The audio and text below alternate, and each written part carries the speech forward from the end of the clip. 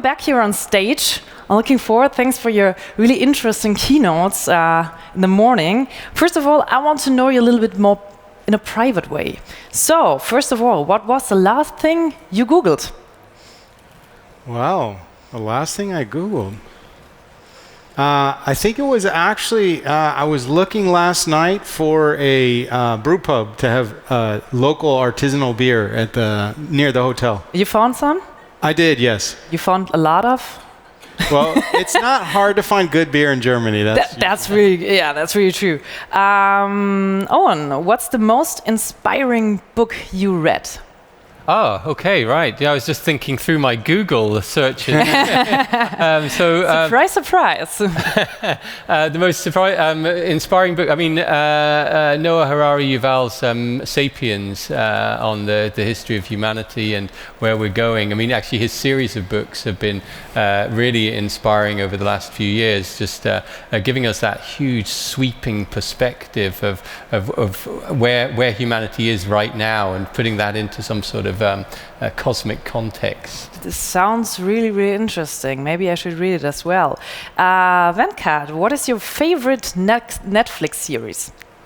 My God, you're asking a person. Yeah, I'm asking. You have no idea what I'm talking about next. Well, I think it was one about the history of the Roman civilization. It was quite an old series, but traced the entire history of Roman civilization. I don't watch much Netflix, and certainly not any of the new ones. Really? I'm always having Netflix on my devices, but maybe I should watch that as well. So last one, Harald. 2 great people you follow on social media. I'm not on social media. So, this is the most personal statement here. Thanks a lot. First of all, I said we have to reconcile society and ecology. Is it really like that? Do we have to reconcile something here between society and ecology? Actually, I'll refer to our professor on the panel in the sense that I share his view that we kind of have to decouple this assumption around quality of life and that it's directly connected to traditional measures of economic growth, and that we do need to, and I think all of us seem to on the panel agree. My first book was called Climate Capitalism, which aligns a lot with a lot of what we heard, and it was about how can we rethink our economy in a way that embraces a low carbon economy. And I believe, like Owen does, that actually we are on a good trajectory from a perspective of technological innovation to achieve our low carbon economy objectives. The problem we have is more around policy and around behavioral change, which he also alluded to, which I think are harder tasks to overcome. And the lobby group. I should have asked you about your favorite book. You would have said mine. I really love my book. This is interesting. Do you agree? Is it really more a kind of a mindset thing we have today and not about technology or anything else? Well, I think if I understand your question, do we decouple humanity and capitalism from ecology? I mean, we have to reconnect with ecology. I mean, we have to have a sort of a big shift in world views to start realizing that there are limits on this earth, and we're going past them. We're accelerating past them quite rapidly, and this is a profound shift. I mean, this is a huge social shift that's needed. I mean, innovation. We are brilliant innovators, and we don't need more innovation. You know, when I look around here, the rooms here, I see huge amounts of innovation, but it's in all directions. This could pull us towards this hothouse Earth, or it could drive towards sustainability. So it's how do we somehow harness that innovation? How do we steer it in new ways that we need to think about? And it's only really through governance and policy and new thinking there that we're going to get it in the kind of on the scale and speed that we need. So it's kind of a well-told hand-act problem. On the one hand, we have the customers who don't really use other alternatives drive technologies, and on the other hand, we have the automotive sector, which totally focuses still on combustion engines. So this is kind of a vicious circle. Can we get out of this, and who has to change first? Well, I think picking up from the last question and heading to this one, I think what we're really trying to do as a society is balance individual aspirations and fulfilling individual desires, and at the same time addressing societal desires and societal goals. And obviously there is a trade-off between the two. And this is where the role of governance, rulemaking, policies come in. In an ideal world, you would find regulations and policies provide that kind of a gravitational field that sorts of aligns people's behaviors into what we think are behaviors that are good for society. Now, the auto industry has catered to its customer, what people wanted for all of these 120 years. And indeed, in the last 40 years, if you look at the orientation of R&D in the auto industry, 80% of investment has been driven by emissions, fuel economy, and safety. And that was mainly because regulators were pulling the industry in that direction. If we take a more progressive and a more comprehensive view of what we want mobility in society, these same regulators can create the right set of policies and regulations. And again, you know, who moved my cheese? Industry and individuals will align to what are the right kinds of behaviors, as long as you know, they are either incentivized or disincentivized from doing the wrong things. So you say it's all about politics and how they can create some laws to help the people to change their behavior, or what is your main point? Well, in the sense that any government is a reflection of the voice of people, at least in a democracy. And to the extent that you have an alignment between a government representing what's good for society, there's a phenomenal opportunity for lawmakers to say, in consonance with what people want, to start to move policies and regulations to shape the society we want to live in. So how do you think it's possible here in Germany? I mean, when we look at, for example, e-mobility, we have to take our eyes on China, and China always passes laws which help the people to make a shift in mobility. For example, you don't get any number plate in some cities for a combustion engine, so they really force the people to change their behavior. Is that the way to go, and is that even possible in a democratic land just like Germany? No, absolutely not, because I mean, the heart of democracy is freedom. So people can choose how they want to move, how they want to live, and whatever. So something like a totalitarian model is not something I would think will bring us to a better future, not at all. But I think maybe we have to talk about the differentiation. We always talk about innovation, but a more classical term is progress. Why wouldn't we talk about progress? Because progress needs a reference category. Progress for what? In what direction? Innovation doesn't need anything like that. It's just newer than something that is older. This is all. Yeah. And now my idea would be that we come back to ask the question: what type of society do we want to be? What kind of goods should this society provide? And then we can think about mobility, then we can think maybe also on electric cars or whatever, but maybe we have the idea we need a completely different type of mobility. Maybe we don't even need more mobility, but less mobility. People can stay at home.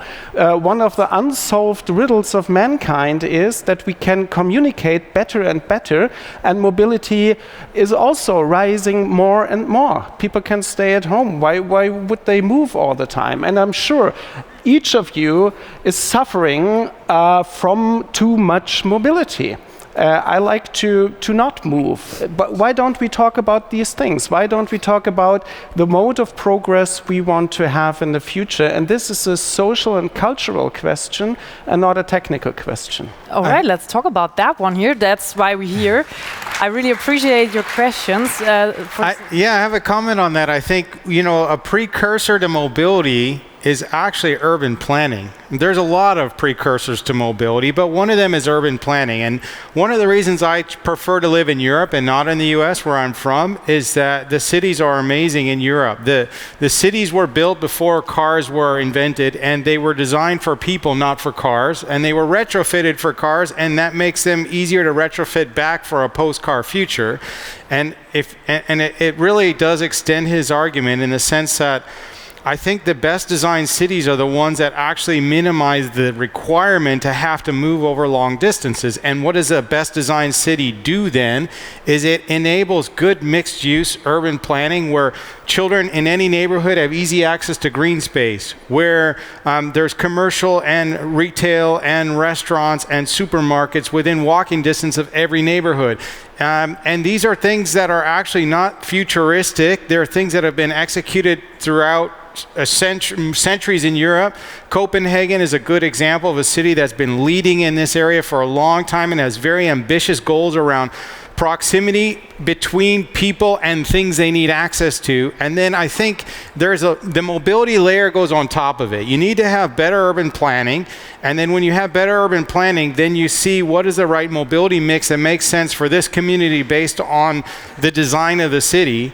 And you want to have minimize dependence on personal vehicles and optimize the use of public transit and greener solutions when people do need to move between places. This is interesting. Yeah, you can give some applause if you agree.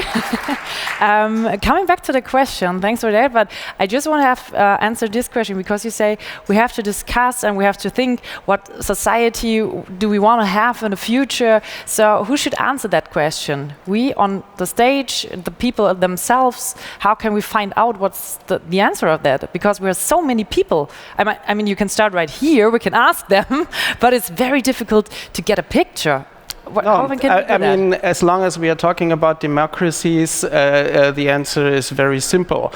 This is all of the people of a given society. But, you know, the mode is interesting, how societal progress is achieved, because it's not achieved by universities, it's not achieved by institutes, not by politics, it is social movements. When you look at the history of modern societies, it's quite interesting that you always find, you know, think of the laborers' movement in the end of the 19th century, or the feminist movement in the 20th century, or the 68 students' movement. You will always see something coming very critical from the ground of the society, forces the established elites to change their priorities and things like that. So, and I think this is the point. First, it starts with a minority that brings some critical or even radical ideas. Then there is conflict in a society because you know, there are many people who want to keep the whole thing as it is. This is a situation we have now, right now, because there are really strong interests in it. And then we have a phase of like 30 years or something where the new mode, the new formation of a society starts to be established, and then we move on. But this is how it goes. So it doesn't need a big brother, it doesn't need a totalitarian system. It's the opposite way, because modern societies, as long as they are free, have this inbuilt mode of modernization by these ideas coming from the ground. And conflict is a very important category. When we talk about futuristic developments, it always takes time to implement new technologies, new ideas. So if we start right now with that, with that question, what is the right society? Maybe it could change. I mean, look at Greta Thunberg. She's a little bit younger than me, but not that much younger. So we're talking about 20 years or something like that, and then we have to change. Is that even possible? I mean, you could every 20 years change the concept of mobility. Do we have to do that? in the future? We absolutely do, and we have to do it faster than that. I think the Greta Thunberg's movement is exactly what Harold is talking about. It's a phenomenally powerful movement. I mean, even the chair of OECD has cited Greta and that movement as a major shift going on that the oil industry is going to have to start grappling with. I would say, building on what Harold says, that if you want these global transformations, it's civil society, it is these movements coming up. It's also the government responses to that and the government policies. It's also the economic shifts, and in some ways, and it can be technology, and those four things coming together can drive very rapid shifts. Whether it's neoliberalism, for example, something, an idea coming out of academia and then sweeping through into major governments very quickly, or the civil rights movements and the green movement. And I think this idea that energy transitions in the past have taken about 60 years, and I think you mentioned 30 years for a shift. Well, we could say the first signs that there was some big environmental issues we needed to deal with, particularly around climate and the scale of the change we needed, were known 30 years ago. So we've come that 30 years at a very incremental pace, but now we can see that this is all coming together as a society to bring about more rapid change. So we're not entirely at the start of this journey. We have been on it for some while, I think. Venkat, you told in your keynote that there are different concepts for different cities. For example, there was this chart with London, New York, and I think it was Hong Kong. Hong Kong, yes. What does that mean for the OEMs and the suppliers? Do they have to focus on just one country, or even more, is it really, are the global players in the past and the hero of the futures are the local providers? Is that what we are looking in our future? Well, I think you make an interesting point. It used to be 20, 30 years ago that automakers, or industry for that matter, would look at regional strategies. This is what we're going to do for Brazil, this is what we're going to do for North America or the US, this is what we're going to do for the China market. Increasingly, we are finding that because of the emergence of the power of cities and the fact that what works for cities is going to be more locally determined, you find greater similarity, say, for New York with Hong Kong. Bogota was one of the cities that was a pioneer in establishing a bus rapid transit system. And the Bogota model is now being spread out to cities as diverse as Tehran, Jakarta, and so on. So we're beginning to find a mobility of ideas and technology, not just based on the fact that it is in Brazil, but rather looking at the factors that define a particular city and in the context of the use of cities. So we'll have to be, in a sense, the whole world is getting divided into more specialized solutions. Indeed, as an individual, we want a specialized solution that is best for me. So it is perhaps part of a global trend that says one size fits all doesn't work, whether it's Brazil, and we have to start to look at models that are more conducive and that resonate more with needs of cities and that particular society. So that was pretty much the view of the customers. Back to the other side for the providers, what do they have to do? Really focus on markets, on cities, or should they say, yeah, we try to, I mean, it's expensive to have a solution for every kind of application field, every kind of country. Should they really try to do it global, or do you say in the future just concentrate and focus on some markets? No, I think it's not just mobility. In all aspects of modern industry, the whole idea of personalization has taught industry, whether it's a smartphone manufacturer or an automaker, they've all decided that there has to be an ability of configuring not just the hardware product, but the entire application of the product to much more specific applications. And so this whole trend of personalization can apply at one end to the individual, at the other end to cities. And I think we have enough tools in our, shall I say, tool chest to be able to cater to this kind of flexibility of solutions. We've seen it with the speakers earlier today. there's a lot of flexibility that's possible, and a lot of systems that can configure what we need uniquely. All right, speaking about questions, we told you that we have a tool which is called Slido, and we have a quick look. I think there are some questions already there. Just to remind you, the most voted questions are the questions I will ask here on stage. So if you think there's a really good question and you're too lazy to write an own one, just give a thumbs up, and then I'm going to ask this question. We are really on the top score of the questions here. So I think there are a lot of interesting. I saw already at Harald, I think at Boyd and at Cohn as well. So let's have a look. We have some minutes left for discussion, and then we're going to start into the Q&A. Harald, one question is really interesting for me, because I have the feeling that really something is going on right now in society. Speaking about Greta, looking at the younger people, sustainability is a really important topic for them. I mean, it doesn't prevent them for using the phone every time, which is not that sustainable for the future. But speaking about that new generation, which is right now to come, I think there's some kind of, let's call it Instagram mobility. They see all these great places on Instagram, they want to travel there, and they think that mobility is kind of a fundamental right. It's not a privilege. What does that make with our future?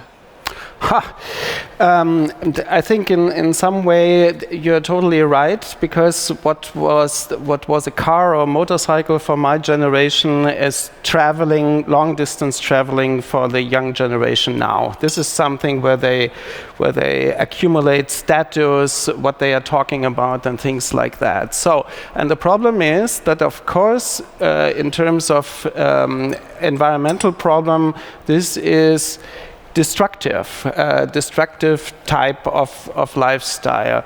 So we see that as long as the whole framework, the whole systemic framework is not challenged, we will see only changes in these modes of consumerism and destructive lifestyles. This is the problem.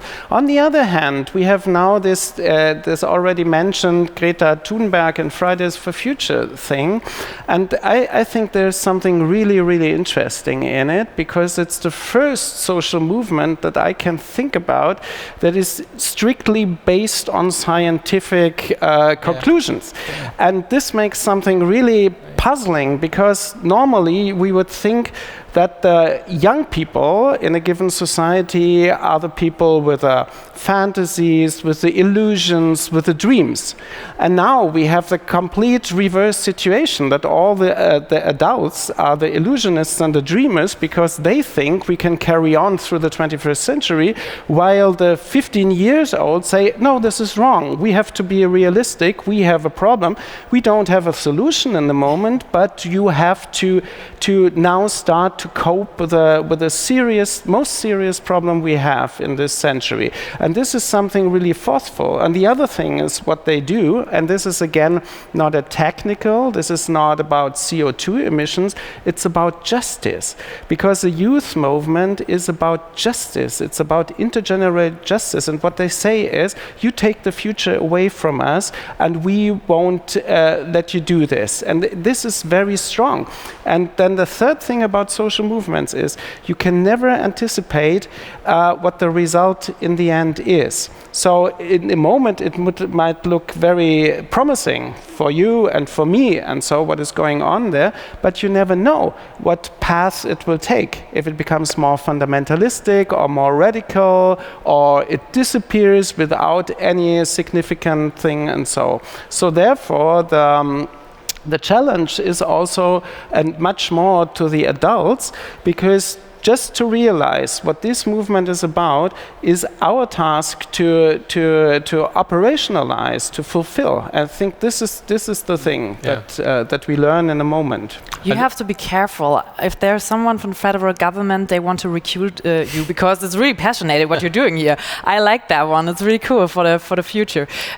Could I just follow up on that as well? I mean, and because you're right, we don't know where this is going, and there are tensions in the world as well. While we're getting this great response from Greta Thunberg and this movement growing. There's also, and it's, social media, digitalization is really accelerating that, but it's also accelerating, they move, alt-right and, nationalistic agendas too.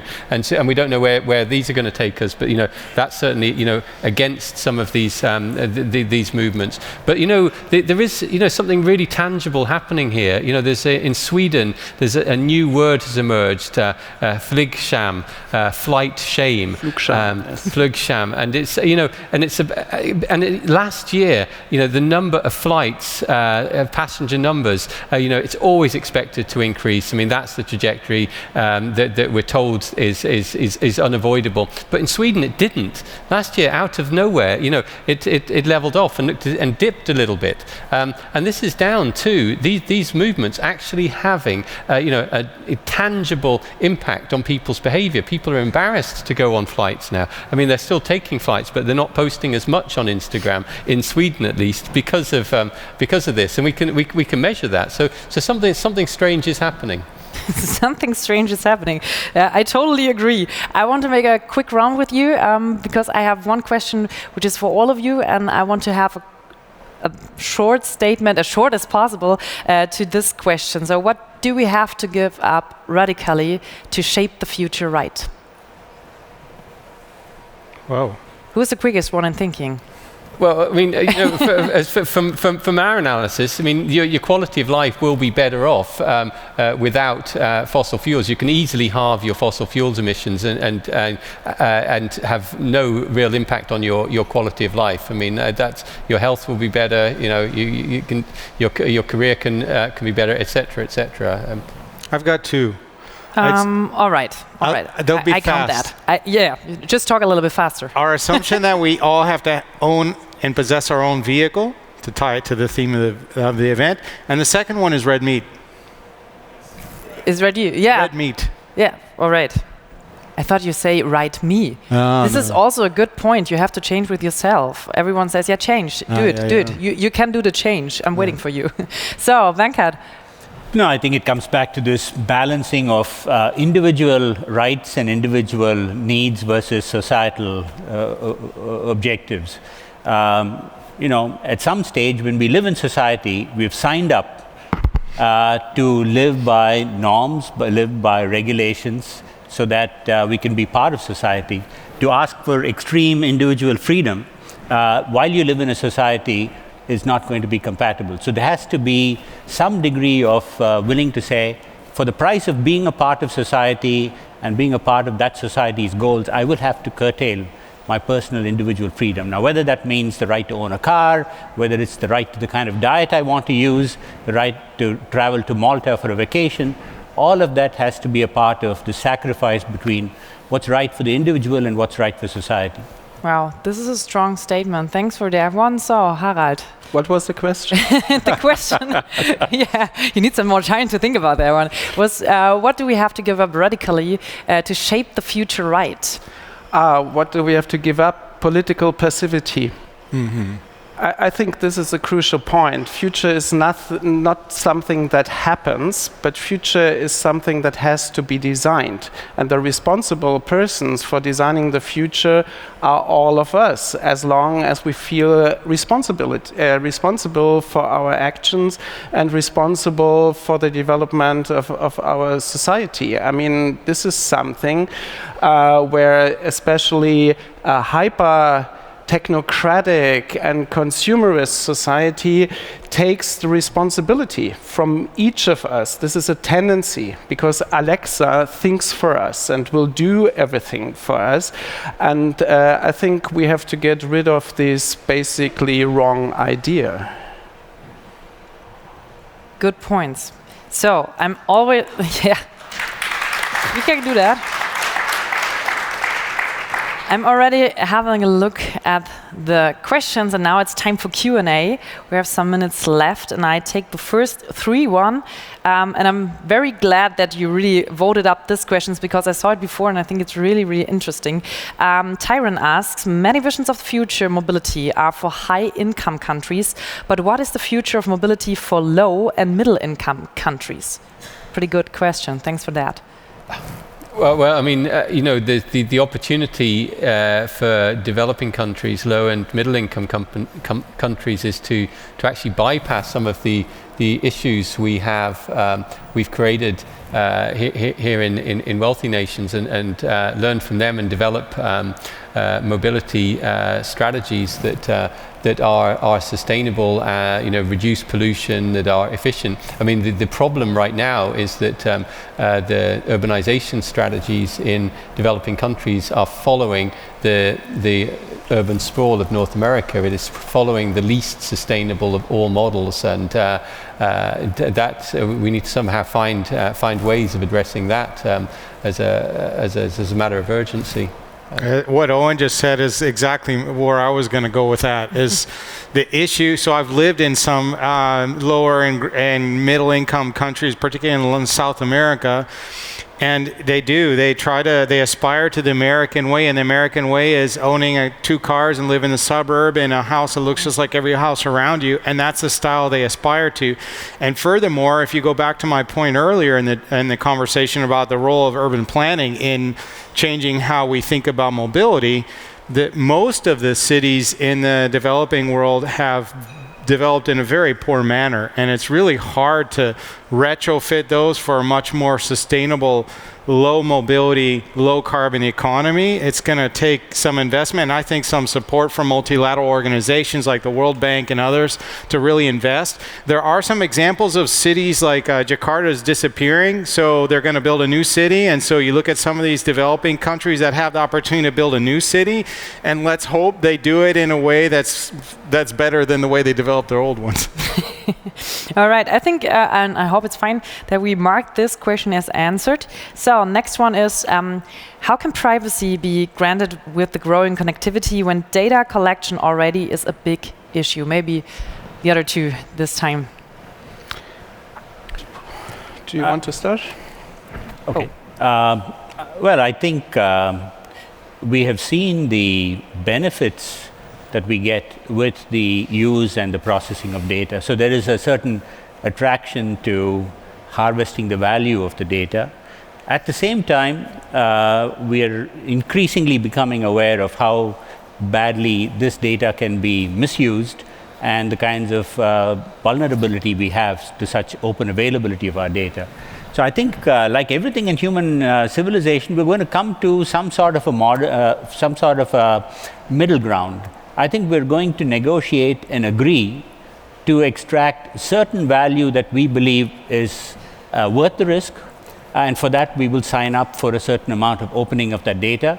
It could vary from individual to individual, it could vary from country to country, but it is almost impossible to take a position at either extreme, to say either all data will be open or no data will be used. I think we will find a common middle ground, and that middle ground will be negotiated individual by individual, system by system, country by country. Something to add? Yeah, I think, of course, the loss of privacy is one of the biggest problems we have in the moment. And I don't think that this problem is solved only by data protection. Maybe I can say something really strange here. Listening to your talk and the other one on Mars, and there was this kind of, very beautiful thing where you can move through a city and whatever. And this is, of course, producing data because you leave all your personal traces. What if we will make this for no cost? So everyone could use this, because then you cannot track the persons anymore, because the solution is you have to pay. So this is why you have to be identified. This is why you have to leave. So maybe we can be much more creative and radical and thinking about the future mobility, instead of you doing this step-by-step thing, and then you have this collateral problems, and then you have to find a solution for this collateral things. And why not being more radical and think, why should public transport cost money? Why? I don't know. There are people working, and of course there are people working, and but there have to be things in terms of Germany, fixed. we know that individual transport, subventioned for the car industry, for all the infrastructure, is much more expensive than the whole public transport system. So you say it's more about a fee. It's not about not paying money, just paying a general fee. Federal government, I tell you. Last question, and now I need your help because honestly, I don't get the question. Maybe we can figure it out together. At a point, I want to hear much about electric vehicles helping when batteries have a huge ecology and danger issues, not the solution.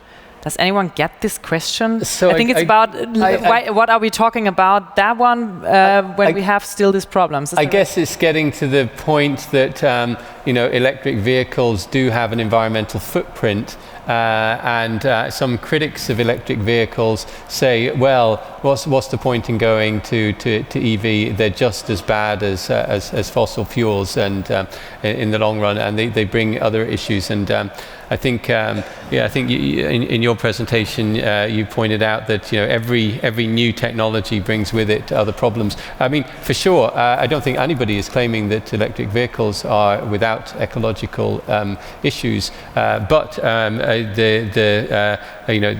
the academic assessments on them is that they are significantly lower in emissions than, and this is fairly obvious, than fossil fuel cars if the electric is coming from a sustainable source, not from a coal-fired power plant. There are other issues with rare earths, and there's equity issues as well, and access and exploitation in these countries, etc., that we need to manage. And when we're talking about scaling electric vehicles at the kind of numbers that are talked about, there's going to be supply chain issues even to do that.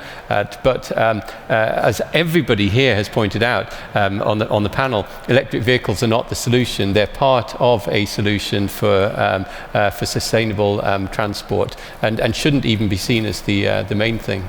Yeah, and sometimes things need time to develop. I mean, if we think about the combustion engine, it had over 120 years to be at that part where it is now. So maybe we need some more time for the new technology to develop and to get better. It's a lot simpler. It's a lot simpler. It's like orders of magnitude less parts in an electric vehicle than there is in internal combustion engine. We can really rapidly innovate on here. It's phenomenal. All right, let's see if you're right in the future. For closing this panel, I've got a quick round as well at the end. And this quick round is about fake or future, thumbs up or thumbs down for if you agree or not agree with that sentence I read out for you. So first of all, China will always be the most innovative market in case of mobility and technology. Well, let's have a look. All right, no one has left the room. That's good. The car or individual mobility is the elephant in the room of the mobility discourse. Oh, yes. So the car, the individual, I ask another one, the car or the individual mobility is kind of the most preventing thing for future mobility. So we have to give up that first before we can talk about it. It's simple to solve, actually. I don't think this is an insolvable problem. I think aviation is an actually bigger issue right now. So yeah, just wanted to see, what do you think? Car is a problem, the individual is a problem or not? Na klar, es ist ein Problem. All right. I just wanted to see you all in one move here. So last question. E-mobility is the right way to create the traffic turnaround. E-mobility. So thanks for this picture. Thanks for playing that game for me. Thanks for all these very, very interesting insights in the topics. Thanks for having you here.